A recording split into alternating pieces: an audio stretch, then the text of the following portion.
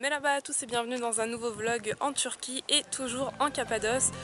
Le premier vlog était beaucoup trop long pour pouvoir le partager d'un coup, donc j'ai dû le couper en deux. Donc là on continue notre deuxième partie de la journée avec les différentes visites.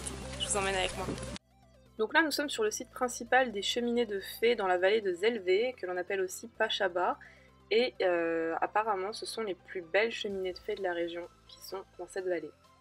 Donc ici j'ai pas pu filmer énormément de plans parce qu'on avait un programme très chargé, mais je vous ai réservé de belles choses par la suite. Maintenant nous sommes dans la vallée des rêves. Et pourquoi on appelle cette vallée la vallée des rêves? Tout simplement parce qu'il est très facile de faire ressembler les pierres à des formes ou des animaux. Vous voyez par exemple là il y avait un aigle juste avant, je ne sais pas si vous avez eu le temps de voir. Là on voit nettement que cette forme de pierre ressemble à un chameau ou un dromadaire.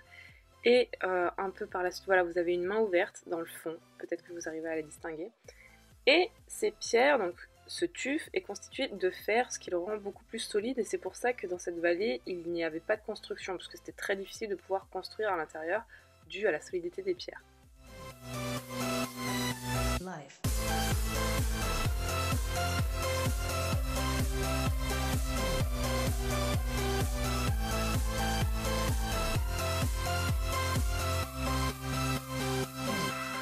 On est arrivé à Özkonak, une ville souterraine en fait qui a été créée il y a 4000 ans, je sais pas si vous vous rendez compte, il y a 4000 ans, et je vais vous montrer comment c'est à l'intérieur du peu que j'ai pu filmer parce qu'il y a des tunnels par lesquels on se faufile et c'est vraiment pas évident.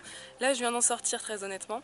Bon, c'est à faire, mais par contre je pense que si vous êtes claustrophobe ce n'est pas la peine, voilà, faut éviter clairement, parce qu'il y a vraiment des passages très étroits où on se plie dans des positions pas possibles pour pouvoir passer, parce qu'à l'époque ils voulaient se protéger des envahisseurs en fait quand ils venaient dans ces villes là, et c'est vraiment impressionnant de voir à l'époque en fait comment ils avaient pu penser au système d'oxygène, à toutes les pièces en fait, que ce soit une pièce à manger, pour dormir, des étagères qui se servaient des lampes à huile en fait pour pouvoir s'éclairer.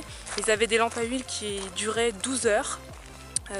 Et une fois que les 12 heures étaient terminées, en fait, ils pouvaient comprendre que la nuit était finie. Puisque, peut-être que vous ne le savez pas, mais lorsque l'on reste enfermé pendant plus de 4 jours, eh bien, le cerveau ne peut pas savoir et ne peut pas distinguer si on est le jour ou la nuit, et les gens deviennent insomniaques. Donc pour éviter ce phénomène-là, non seulement ils avaient des petites tours par lesquelles ils pouvaient vérifier s'il faisait encore jour, si l'ennemi était toujours là, c'est ce que je vous montrerai par la suite, où il y avait des petites marches en fait par les tunnels pour pouvoir sortir, et en même temps ils pouvaient vérifier s'il faisait jour ou nuit. Donc maintenant je vous montrerai quelques images à l'intérieur. Donc dans la région de Cappadoce, on estime qu'il y a environ une centaine de villes souterraines, donc Özkonak n'est pas la seule, et la plus grande est Derinkuyu. Donc il faut savoir que ces villes souterraines ressemblent à des gigantesques fourmilières. On ne sait pas exactement le nombre de personnes qui vivaient à l'intérieur lorsqu'il y avait des envahisseurs, mais on estime que la plus grande ville souterraine, donc Derinkuyu, ce que je venais de vous dire, pouvait accueillir jusqu'à 4000 personnes, ce qui est quand même énorme. Chaque famille en fait avait une chambre attitrée, et ils pouvaient communiquer avec certains petits passages en fait, ou infimes, vraiment très infimes, où il y avait effectivement des évacuations d'air, où ils pouvaient communiquer entre eux et où ils pouvaient s'échanger éventuellement la nourriture, mais tout était très répertorié, c'est-à-dire que chaque famille avait sa chambre attitrée et savait exactement où ils devaient se placer. Il y avait un endroit pour les animaux aussi, où vous avez des mangeoires qui sont creusés dans la roche. Vous avez des endroits pour les étagères, des endroits pour les lampes à huile, pour la fermentation du vin. Vraiment tout a été pensé et organisé. C'est incroyable le travail qui a pu être effectué dans ces galeries, et à quel point ils étaient en avance par rapport à leur époque sur plein de choses, par rapport au système d'oxygène, d'évacuation de la fumée puisqu'il faisait à manger, etc. Vraiment, j'étais épatée.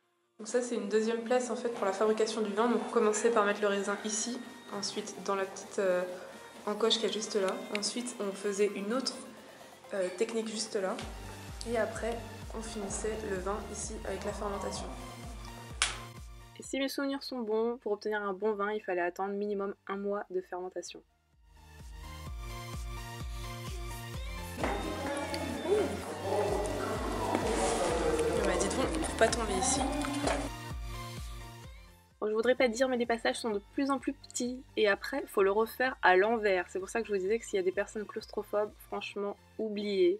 Mais vraiment oubliez parce que j'ai vu des gens paniquer au retour et même à l'aller.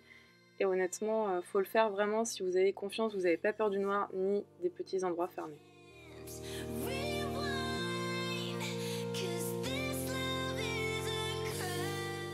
Et pour empêcher les envahisseurs de passer, ils servaient des grosses pierres rondes que vous voyez comme portes. J'étais quand même contente de sortir, hein, juste comme ça, voilà. Donc après j'ai été prendre l'air et puis j'ai été dans un centre équestre.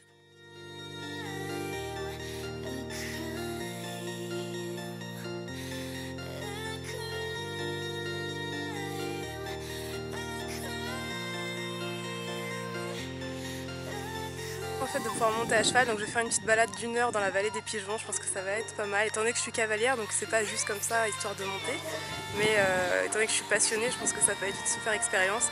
Je sais pas si je pourrais prendre la caméra avec moi très honnêtement, mais en tout cas, voilà, je viens d'arriver dans un club ranch en fait, et là c'est parti, je vais faire une petite balade.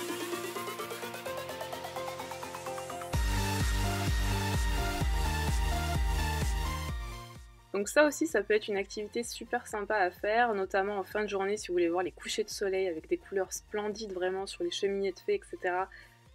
C'est quelque chose que je peux vraiment vous conseiller. Je sais qu'ils font des balades à l'heure ou aussi à la demi-journée ou à la journée, donc renseignez-vous et honnêtement, ça peut être un super moment.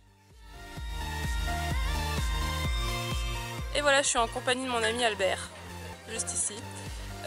Tout ça pour conclure ce vlog, j'espère en tout cas qu'il vous aura plu. Si c'est le cas, n'hésitez pas à commenter, partager et à liker la vidéo, ça fait toujours plaisir. D'ici la prochaine vidéo, keep in touch sur Facebook, Twitter, Instagram et Snapchat. Je vous fais d'énormes bisous de Cappadoce avec Albert et puis je vous dis à très bientôt. Ciao!